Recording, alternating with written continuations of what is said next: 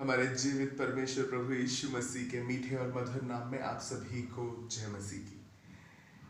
आज मैं वचन से आपके लिए एक संदेश लेकर आया हूं जो प्रभु द्वारा प्राप्त है। वचन से हमने कई प्रकार के प्रचार सुने हैं, हमने कई विषयों पर प्रचार सुने हैं, लेकिन मैं आज नरक के विषय में प्रचार करना चाहता हूं। हम स्वर्ग के विषय में सदैव सुनते हैं, आज हम नरक के विषय में जानेंगे। कुछ लोगों का कहना है कि नरक होता है, कुछ लोगों का कहना है नरक नहीं होता। कुछ लोगों का मानना है मृत्यु के बाद भी जीवन है, तो कुछ लोगों का मानना है मृत्यु के बाद जीवन संभव नहीं है।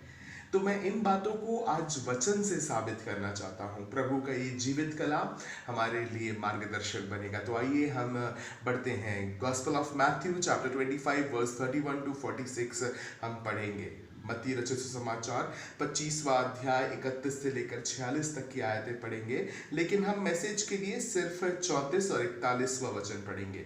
मैसेज के लिए सिर्फ वर्स 34 और 41 यूज करेंगे। आइए हम वचन की ओर बढ़ेंगे। तब राजा अपनी दाहिनी ओर वालों से कहेगा, हे मेरे पिता के धन्य लोगों, आओ उस राज्य के अधिकारी हो जाओ जो जगत के आदि से तुम्हारे लिए तैयार किया गया है। और 41वीं आयत कहती है, तब वह बाईं ओर वालों से कहेगा, हे शापित लोगों, मेरे सामने से उस अनंत आग में चले जाओ जो शैतान और उसके दूतों के लिए तैयार की गई है। हालेलुया। हम वचन में देख सकते हैं कि वचन हमें अनंत स्वर्ग और अनंत नरक के विषय में पढ़ाता है।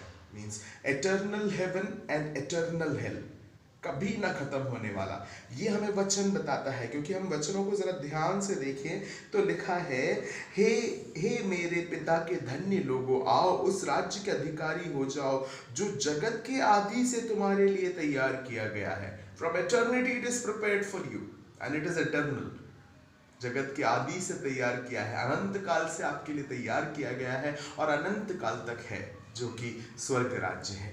अब हम जब 41वां वचन पढ़ते हैं, उसमें लिखा है, हे शापित लोगों, मेरे सामने से उस अनंत आग में चले जाओ। यानी नरक, जिसको आग के रूप से प्रभु संबोधित करता है, वो भी अनंत काल से है और अनंत काल तक के लिए है। इन स्वर्ग और नरक, इनका कोई अंत नहीं है। It's always eternal. जो प्रभु के वचन के मुताबिक चलते हैं वो स्वर्ग राज्य में प्रवेश करते हैं। मैंने जो भी आपको वचन बताया, मत्ती रचित सुसमाचार 25वां अध्याय उसकी 31 से लेकर 46वीं आयत तक जब आप पढ़ेंगे तो उसमें प्रभु आपसे इस जीवन में क्या चाहता है, प्रभु ने स्पष्ट रूप से कहा है। अगर आप प्रभु की उस इच्छा को, इस आज्ञा को मानकर आप अपना जीवन व्यतीत करते हैं तो आप निश्चित रूप से स्वर्ग राज्य के अधिकारी ठहरेंगे। वरन जो इसके विरुद्ध जाता है, यानी जो इस नियम का उल्लंघन करता है, the one who violate the law, he will be inheriting the eternal hell। यानी जो इस नियम का उल्लंघन करता है वो अनंत आग यानी अनंत काल के नरक की सजा भोगने के लिए तैयार किया जा रहा है। हालेलुया। हम अपने आप को किस रूप में हम आगे बढ़ा रहे हैं, हम क्या पाना चाहते हैं, स्वर्ग या नरक। यहाँ बात स्वर्ग या नरक की नहीं है, हम प्रभु के साथ किस प्रकार उसके वचनों का या उसकी आज्ञाओं का हम किस प्रकार पालन कर रहे हैं, ये हमें खुद के जीवन में जांचना जरूरी है। ये जो नरक है ये एक सजा है, पाप की सजा नरक है। पहले पाप की सजा मृत्यु थी, लेकिन उस मृत्यु को प्रभु यीशु मसीह ने जब खालवरी में क्रूस पर उठा लिया तो वो सजा हमारे लिए नरक में बदल गई है। हालेलुया। वहां भी हमारे ऊपर एक मृत्यु वहां हमारे लिए इंतजार कर रही है। तो हम अब देखेंगे कि नरक का नाम हेल, हेल जो शब्द है इंग्लिश में, ये कैसे हुआ। तो हम देखते हैं ग्रीक का एक शब्द है गेहेन्ना, एक ग्रीक वर्ड है गेहेन्ना, जहां से ये नरक शब्द को हमने यानी हेल वर्ड जहां से आया है वो है गेहेन्ना। इट्स अ ग्रीक वर्ड गेहेन्ना, जहां से ये हेल वर्ड ड्राइव होकर आया है, यानी नरक।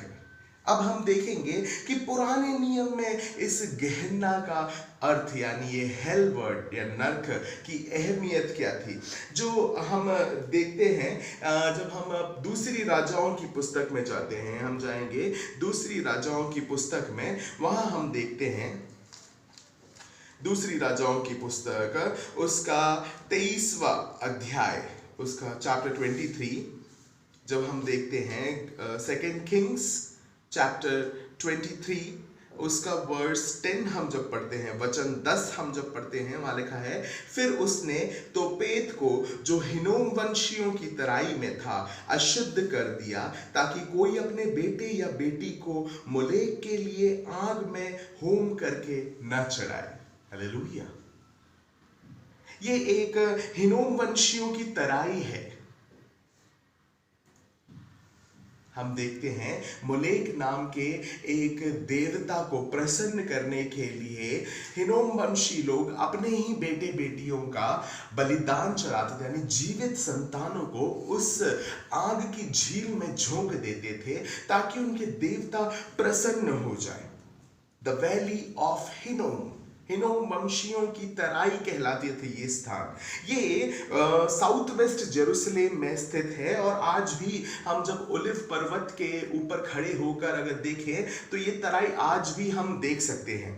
यहाँ पर इंसानी कुर्बानियां चढ़ाई जाती थी, जैसे अभी हमने वचन में पढ़ा सेकेंड किंग्स चैप्टर 23 वर्स 10, दूसरा राजा उसके 23वां अध्याय उसकी 10वीं आयत में पढ़ा कि हिनोम वंशी लोग अपने संतानों की बलि चढ़ाते थे मोलेक नाम के अपने देवता को प्रसन्न करने के लिए।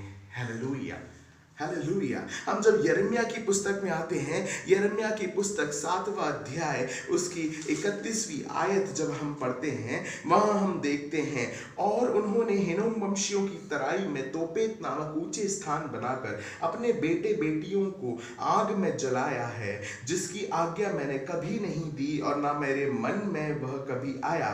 यहोवा की यह वाणी है। इसलिए ऐसे दिन आते हैं कि वह तराई फिर ना तो तोपेत की और ना हिनोम वंशी की कहलाएगी, वरन घात की तराई कहलाएगी, और तोपेत में इतनी कब्रें होंगी कि और स्थान ना होगा। हालेलुया। प्रभु इस प्रकार की बलियों से कभी भी प्रसन्न नहीं होता है। जो आपका जीवित खुदा है, परमेश्वर है, वो आपकी धन्यवाद की भेंट से जब आप प्रार्थना करने बैठते हैं और आप अपने जीवन की हर सुख हर दुख के लिए उसे धन्यवाद चढ़ाते हैं, उससे प्रसन्न होता है। उसे किसी प्रकार का कोई बलिदान नहीं चाहिए। तो प्रभु कहता है कि ये तराई अब शेष नहीं रहेगी, क्योंकि यह मेरी इच्छा नहीं है, ऐसा मैंने कभी सोचा भी नहीं है। ये हमारा परमेश्वर हमसे कहता है। तो आइए हम देखते हैं कि परमेश्वर वचन में कहां ये सिद्ध करता है कि मृत्यु के बाद भी हमें एक जीवन है। तो हम जाएंगे मत्ती रचित सुसमाचार 22वां अध्याय, मत्ती रचित सुसमाचार 22वां अध्याय, उसकी हम 29 से लेकर 33 तक के वचन पढ़ेंगे, 29 to 33। Gospel of Matthew chapter 22 verse 29 to 33 जब हम पढ़ते हैं, हम वहां देख सकते हैं, यीशु ने उन्हें उत्तर दिया, तुम पवित्र शास्त्र और परमेश्वर की सामर्थ नहीं जानते, इस कारण भूल में पड़े हो, क्योंकि जी उठने पर वे ना विवाह करेंगे और ना विवाह में दिए जाएंगे, परंतु स्वर्ग में परमेश्वर के दूतों के समान होंगे। परंतु मरे हुओं के जी उठने के विषय में क्या तुमने यह वचन नहीं पढ़ा जो परमेश्वर ने तुमसे कहा, मैं अब्राहम का परमेश्वर और इसहाक का परमेश्वर और याकूब का परमेश्वर हूँ। वह मरे हुओं का नहीं परंतु जीवितों का परमेश्वर है। यह सुनकर लोग उसके उपदेश से चकित हुए। हालेलुया। यहाँ परमेश्वर कह रहा है कि मृत्यु के बाद एक जीवन है। इसको प्रभु ने साबित किया है। लूका रचित सुसमाचार में हम जब आते हैं, लूका रचित सुसमाचार उसका 16वां अध्याय उसकी 19 से लेकर 31 तक की आयतें आप पढ़ेंगे तो आप देख सकते हैं। Gospel of Luke chapter 16 verse 19 to 31। यहाँ पर एक धनी व्यक्ति और लाजरस का दृष्टांत यानी प्रभु समझा रहा है हमें धनी व्यक्ति और लाजरस के बारे में बताकर। यहाँ हम देख सकते हैं धनी व्यक्ति अपने जीवन काल में सारे सुखों को भोगता है और जो लाजर होता है वह व्यक्ति उसके द्वार पर भिखारी के समान, एक रोगी के समान पड़ा पड़ा मर जाता है। लेकिन वो भिखारी स्वर्ग राज्य को पाता है और यह धनी व्यक्ति जिसने सारे ऐश आराम और समृद्धि को पाया है उसे नरक में सजा मिलती है। तब वह कहता है अब्राहम पिता से, हे अब्राहम पिता, तू लाजर की उंगली से पानी को डुबोकर मेरे होठों को छुआ दे, क्योंकि मैं यहाँ तपन के कारण मैं प्यासा हूँ। हालेलुया। तब अब्राहम पिता उससे कहते हैं कि हे लाजर, ऐसा हम नहीं कर सकते, क्योंकि तूने अपने जीवन काल में सारे सुख भोगे और लाजर ने हर एक दुख को भोगा है, इसीलिए आज वह स्वर्ग में है और तू अनंत नरक में सजा को भुगत रहा है। लेकिन इससे भी बड़ी बात यह है, हमारे बीच एक ऐसा गड्ढा है जिसे कोई पार नहीं कर सकता। ना कोई उधर से इधर को आ सकता है, ना कोई इधर से उधर को जा सकता है। सो माय डियर वंस, नरक में प्रवेश करने का तो द्वार है, लेकिन वहां से वापस निकलने का कोई द्वार नहीं है। ये प्रभु अपने वचन में साबित करता है। हालेलुया। इसका मतलब ये नहीं है धनी होना पाप है, सुख समृद्धि पाना पाप है, या ऐश और आराम पाना पाप है। लेकिन इन सब के होते हुए क्या आप मत्ती रचित सुसमाचार 25वां अध्याय उसकी 31 से लेकर 46 तक की आयतों को पढ़े? क्या आपने प्रभु के इन वचनों का पालन किया है अपने जीवन में? कहीं आप झूठ तो नहीं बोलते, कहीं आप धोखाधड़ी तो नहीं करते, कहीं आपने किसी और का लूटा तो नहीं है, किसी के आंसू गिरे हुए पैसों से तो आपने अपने सपनों के महल को नहीं खड़ा किया है। अगर ऐसा है तो सजा मेरी और आपकी वही है जो इस धनी व्यक्ति की थी। Hallelujah, hallelujah. हम प्रभु के सामने निष्कलंक और सच्चे हृदय के साथ खड़े रहे। इन वचनों से हम ये साबित कर चुके हैं कि नरक है और मृत्यु के बाद जीवन है। हम देखेंगे कि नरक किसके लिए बनाया गया था। जब हम गॉस्पेल ऑफ मैथ्यू चैप्टर 25 को जब हम पढ़ते हैं, हमने जब मत्ती रचित सुसमाचार 25वां अध्याय पढ़ा था, उसमें हमने देखा था प्रभु किस प्रकार वचन में कहता है। उसमें हम देख सकते हैं 25 के 41 को जब हम पढ़ते हैं, देखते हैं, तब वह बाईं ओर वालों से कहेगा, हे शापित लोगों, मेरे सामने से उस अनंत आग में चले जाओ जो शैतान और उसके दूतों के लिए तैयार की गई है। किसके लिए तैयार किया गया है नरक? शैतान और उसके दूतों के लिए। जब हम यहूदा की पत्री पढ़ते हैं, उसके 6 वचन में भी यही लिखा है। यहूदा की पत्री, द बुक ऑफ जूड वर्स 6, उसमें भी यही लिखा है, जिसने कानून का उल्लंघन किया है उसके लिए ही नरक बनाया गया है। हालेलुया।